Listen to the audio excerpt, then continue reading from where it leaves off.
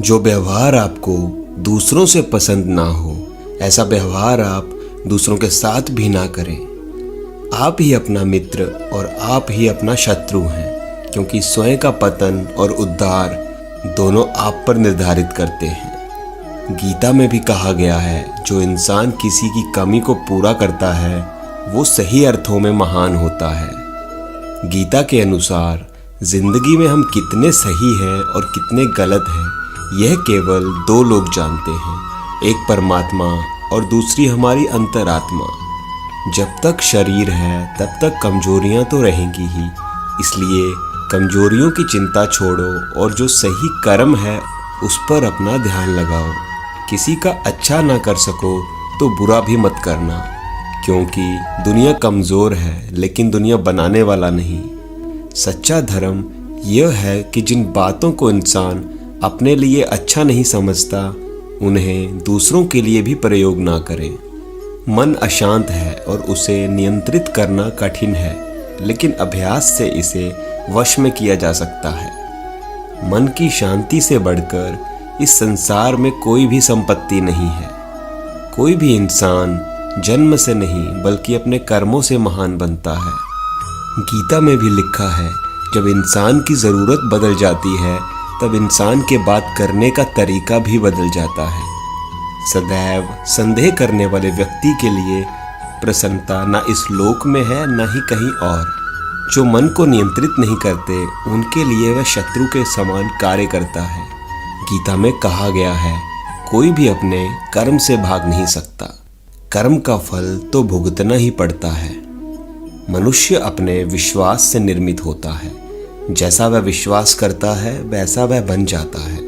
जब इंसान अपने काम में आनंद खोज लेते हैं तब वे पूर्णता प्राप्त करते हैं। माफ़ करना और शांत रहना सीखिए, ऐसी ताकत बन जाओगे कि पहाड़ भी रास्ता देंगे।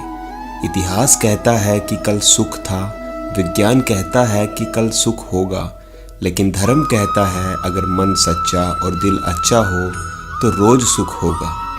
ज़्यादा खुश होने पर और ज़्यादा दुखी होने पर निर्णय नहीं लेना चाहिए, क्योंकि यह दोनों परिस्थितियाँ आपको सही निर्णय नहीं लेने देती हैं। जो होने वाला है वो होकर ही रहता है, और जो नहीं होने वाला वह कभी नहीं होता।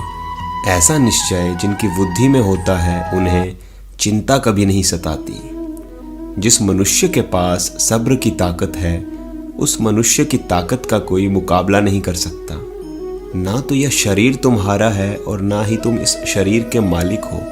यह शरीर 5 तत्वों से बना है, आग, जल, वायु, पृथ्वी और आकाश। एक दिन यह शरीर इन्हीं 5 तत्वों में विलीन हो जाएगा। सत्य कभी दावा नहीं करता कि मैं सत्य हूँ, लेकिन झूठ हमेशा दावा करता है कि सिर्फ मैं ही सत्य हूँ।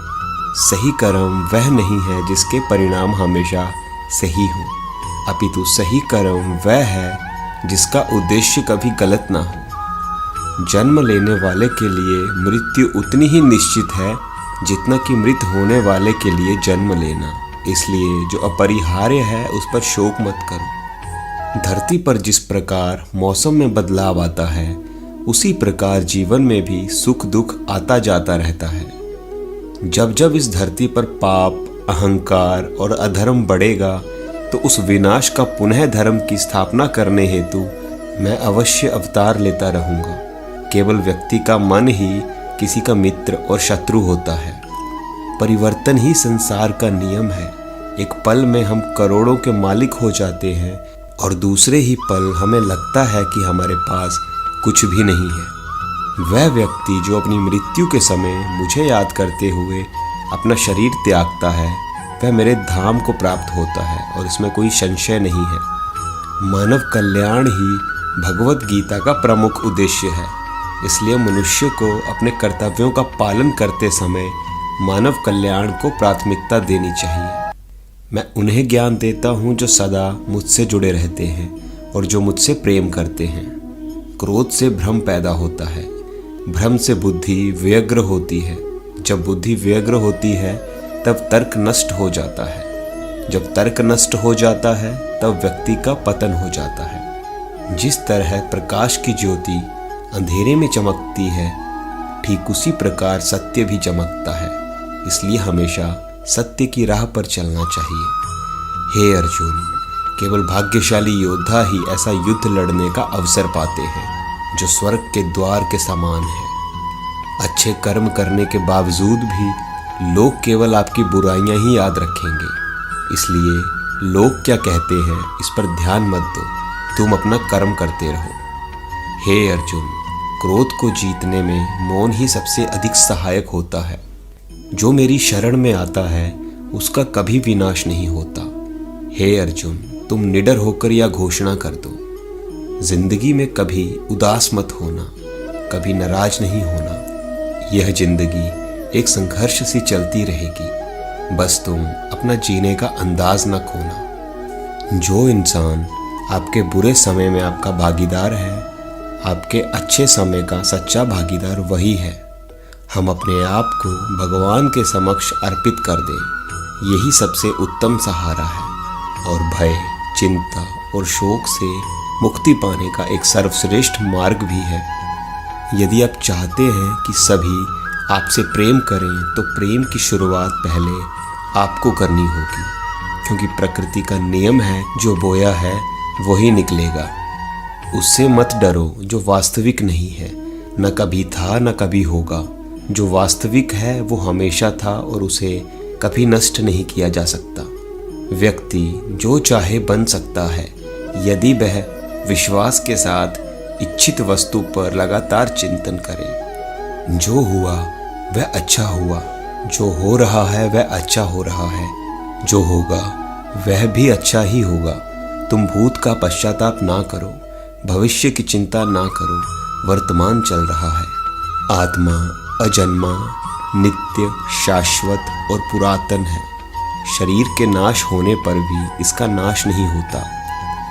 जन्म लेने वाले की मृत्यु निश्चित है और मरने वाले का जन्म निश्चित है। इसलिए जो अटल है, अपरिहार्य है, उसके विषय पर तुमको शोक नहीं करना चाहिए। जो खाने, सोने, आमोद प्रमोद तथा काम करने की आदतों में नियमित रहता है वह योगाभ्यास द्वारा समस्त भौतिक क्लेशों को नष्ट कर सकता है।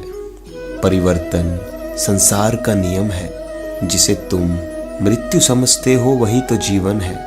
एक क्षण में तुम करोड़ों के स्वामी बन जाते हो, दूसरे ही क्षण में तुम दरिद्र हो जाते हो। मेरा तेरा, छोटा बड़ा, अपना पराया मन से मिटा दो, फिर सब तुम्हारा है, तुम सबके हो।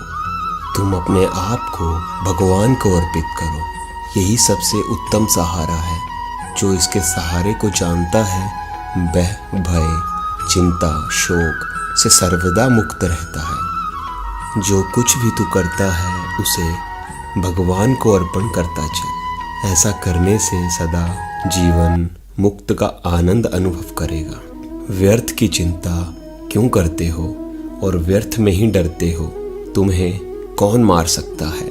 आत्मा ना पैदा होती है ना ही मरती है। तुम्हें अपने आप को भगवान के सहारे छोड़ देना चाहिए। तुम्हारे लिए यही सबसे उत्तम उपाय है। जो उनके सहारे को जाता है वह भय, चिंता, शोक से दूर और मुक्त हो जाता है। दोस्तों, आशा करते हैं कि ये वीडियो आपको पसंद आई हो। मिलते हैं जल्दी एक नई वीडियो के साथ। धन्यवाद।